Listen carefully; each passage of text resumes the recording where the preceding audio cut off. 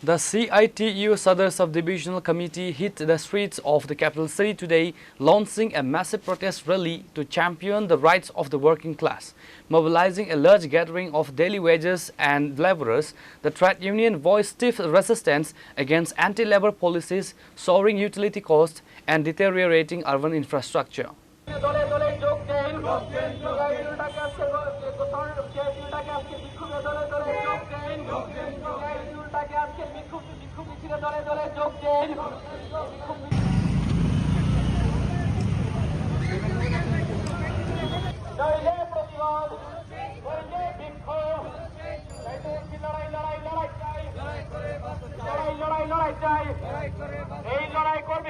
The CITU leadership submitted a comprehensive list of demands aimed at direct economic relief for laborers, scrap the new labor codes, abolish smart meters and lower power bills, revive all rega with higher wages and fix city roads. Addressing the rally, senior CITU leaders stated that the current economic policies are pushing daily earners into severe distress.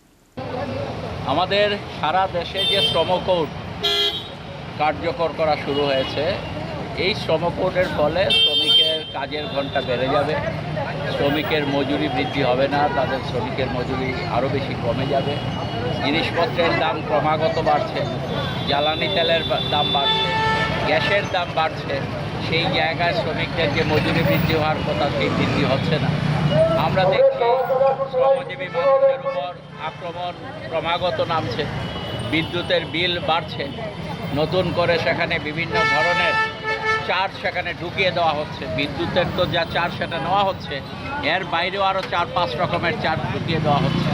Smart meter জোর করে চাপিয়ে দেওয়া হচ্ছে।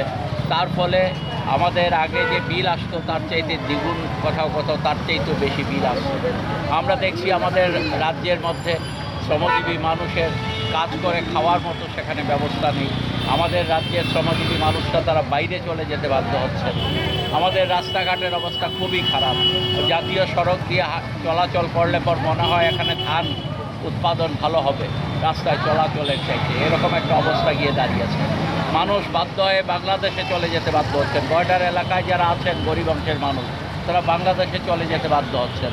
তাহলে এইরকম একটা অবস্থায় দাঁড়িয়ে আমরা আজকে এখানে নারীদের কোনো নিরাপত্তা নেই, আইন শৃঙ্খলা বলতে একেবারে তলানিতে। এখানে লুটপাট এমন পর্যায়ে গেছে যে সেখানে লুটপাট করতে গিয়ে একই দলের লোক একজন আরেকজনকে খুন করে ফেলছে। কোনো রকম এই রাজ্যে আইনের শাসন আছে বলে কোনো কিছু বোঝা যাচ্ছে না। তাহলে শ্রমজীবী মানুষের এই অবস্থাতে দাঁড়িয়ে আমরা রাজ্যে এই আওয়াজ তুলতে চাইছি যে না, অবিলম্বে এই সমস্যাগুলো সমাধান করা হোক। আর আমরা আগামী 10ই আগস্ট জেল ভরো কর্মসূচির মধ্য দিয়ে শ্রমজীবী মানুষের এই দাবিকে সারা ভারতবর্ষে ছড়িয়ে দেওয়ার জন্য বিদ্যুৎ বিল প্রত্যাহার করতে হবে, বিদ্যুৎ বিল প্রত্যাহার করতে হবে, গ্রান্টি রেখা বাতিল করে পুনরায় রেখা চালু করতে হবে। সিআইটিউ দিচ্ছে ডাক, সিআইটিউ দিচ্ছে ডাক।